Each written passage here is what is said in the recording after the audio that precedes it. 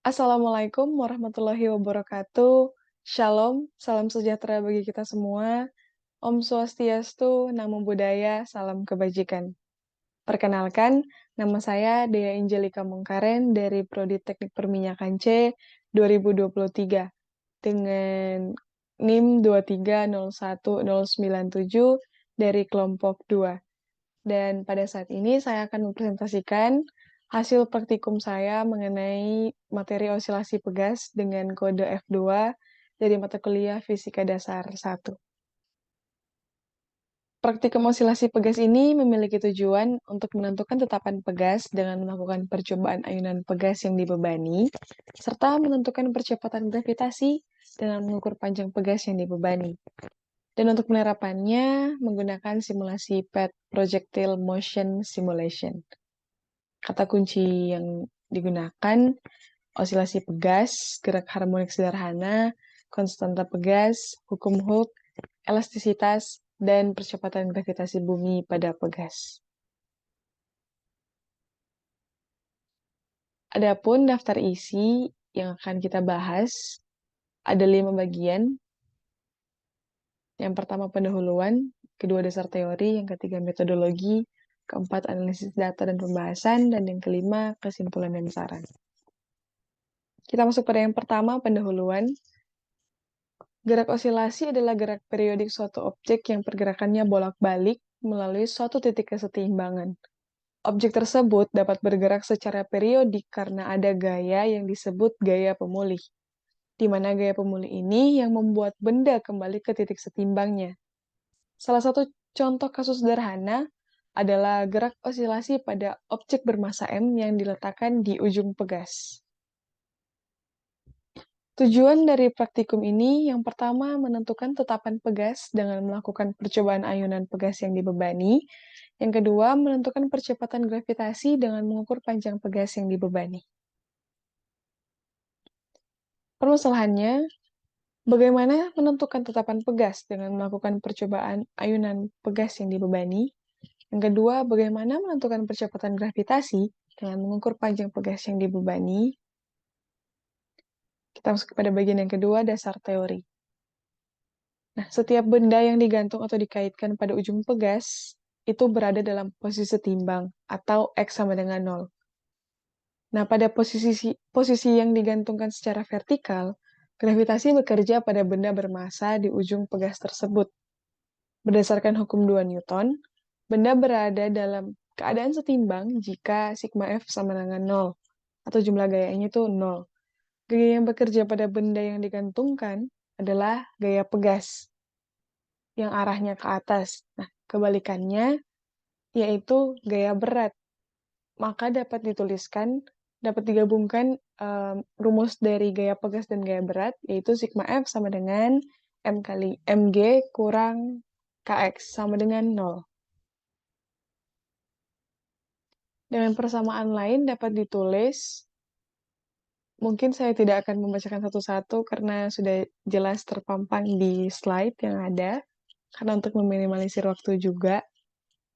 Intinya, untuk mencari periode, dapat menggunakan rumus T sama dengan 2pi akar M per K. Kita masuk pada bagian yang ketiga, metodologi. Nah, di sini ada flowchart dari praktikum kita. Yang pertama, buka laptop dengan jaringan online yang stabil. Yang kedua, buka link pad yang telah dibagikan. Yang ketiga, klik lab. Yang keempat, tempatkan penggaris pada titik 0 sejajar dengan bagian bawah pegas. Yang kelima, beri redaman dan atur nilai skala. Yang keenam, pilih slow. Yang ketujuh, centang displacement dan natural length. Yang kedelapan, atur nilai massa. Yang kesembilan, gantung benda pada pegas. Dan yang kesepuluh, catat waktu yang ada berdasarkan jumlah getaran dan simpangan yang telah diatur. Kemudian adapun alat-alat yang kita perlukan, yang pertama laptop atau komputer, dan yang kedua link simulasi pegas massa PET. Kemudian prosedur kerja, yang pertama buka link PET yang telah dibagikan. Kemudian yang kedua, klik lab seperti yang ditunjukkan pada gambar.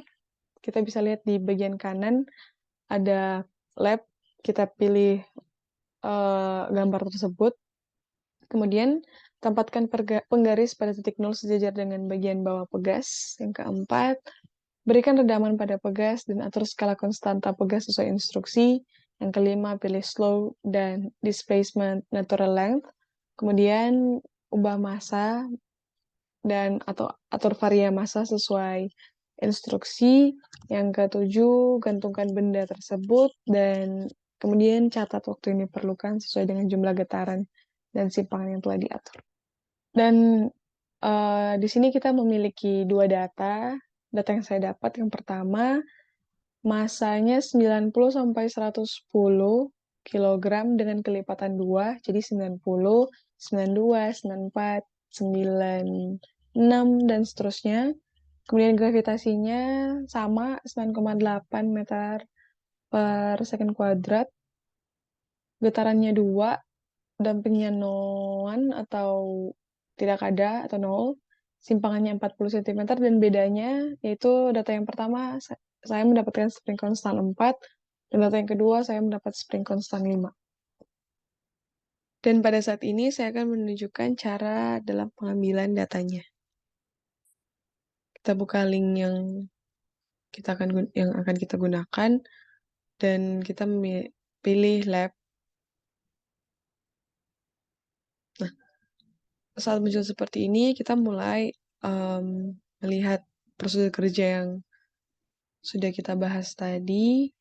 Kita ambil penggaris, tempatkan di bagian bawah. Ujung penggarisnya sejajar dengan bagian bawah. Kemudian kita ambil timernya. Kemudian dampingnya kita kasih 0. Dan displacement dan natural length kita centang. Gravitinya 9,8. Iya. Ini kita kasih slow. Kemudian masanya kita atur. Kita coba di 90. Jadi masanya kita tuh kita pakai 90, 92, 94, dan seterusnya. Dan spring constantnya keempat. 1, 2, 3, 4. Oke. Kita gantungkan massa beban ini. Dan simpangannya adalah 40 cm. Nah, nanti kita akan mulai. Tapi kita harus menempatkan massa beban sejajar dengan 40 cm. Nah, kita mulai. Kita akan putar selama 2 kali getaran. Maaf.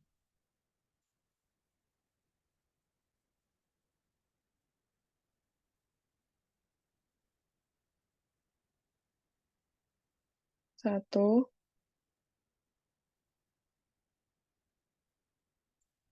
dua. Nah, 1,57.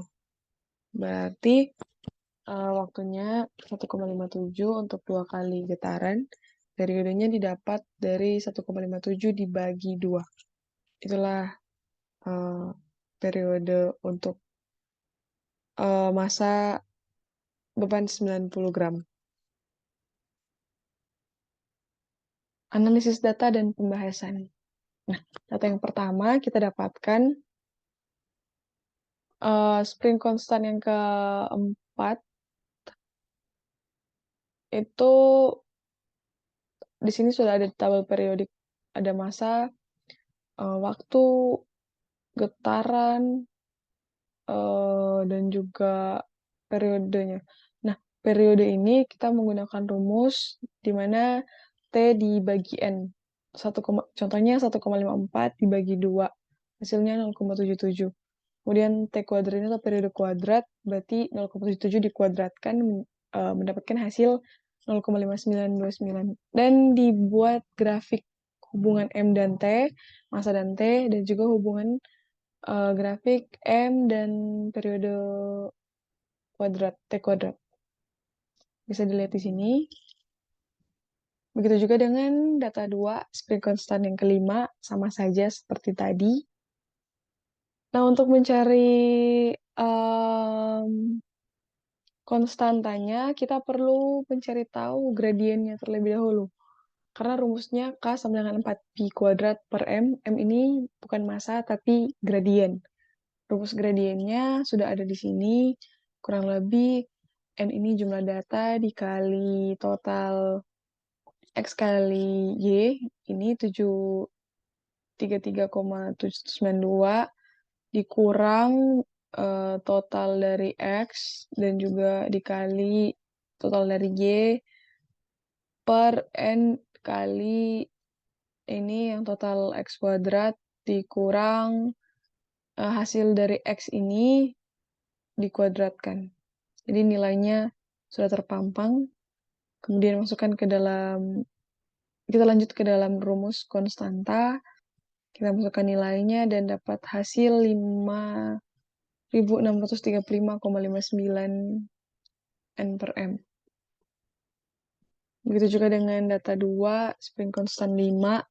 Kita membuat tabel regresi linear dan menggunakan rumus sama seperti tadi, cuman bedanya ini di totalnya saja, karena tentunya spring konstan yang berbeda, kita mendapatkan hasil yang berbeda juga. Dari situ kita dapat simpulkan bahwa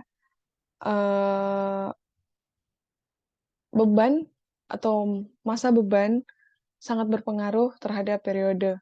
Semakin besar masa beban yang diberikan terhadap suatu pegas, maka semakin lama waktu yang diperlukan pegas untuk melakukan suatu getaran. Nah, dalam data ini kita diminta 2 kali getaran. Nah, sebaliknya, semakin ringan masa beban yang diberikan terhadap suatu pegas, maka semakin cepat juga waktu yang diperlukan pegas untuk melakukan getaran. Berdasarkan hasil perhitungan yang dilakukan menggunakan rumus konstanta, diperoleh spring konstan 4, nilai K-nya itu 5.635,59 N per M. Dan untuk spring konstan 5 dapat diperoleh nilai K sama dengan 7.082,556621 N per M. Kesimpulan dan saran. Kesimpulannya dari kedua percobaan tersebut dapat disimpulkan bahwa beban suatu massa sangat berpengaruh, sama seperti tadi yang sudah saya jelaskan. Dengan begitu, semakin besar nilai periode yang didapat, semakin kecil nilai konstanta yang didapat. Sarannya, yang pertama, usahakan untuk tidak terburu-buru saat pengambilan data, karena jika kita terburu-buru sangat berpengaruh terhadap ketelitian kita untuk mengambil data ataupun waktu dan sebagainya. Kemudian yang kedua, memperhatikan waktu, masa benda yang digantung, dan penggaris yang digunakan agar tidak salah dan keliru. Dan yang ketiga, harus teliti dalam melakukan perhitungan, karena ada banyak rumus dan juga ada banyak bilangan desimal yang harus kita perhatikan, jadi jangan sampai salah, dan harus tetap teliti dan pelan-pelan. Sekian dari saya, mohon maaf jika ada salah kata atau salah ucap, salah perhitungan, mohon dimaklumi, dan semoga materi ini bermanfaat bagi teman-teman semua, bagi kakak-kakak, abang-abang, mbak yang menonton video ini. Terima kasih. Wassalamualaikum warahmatullahi wabarakatuh. Shalom. Dan terima kasih.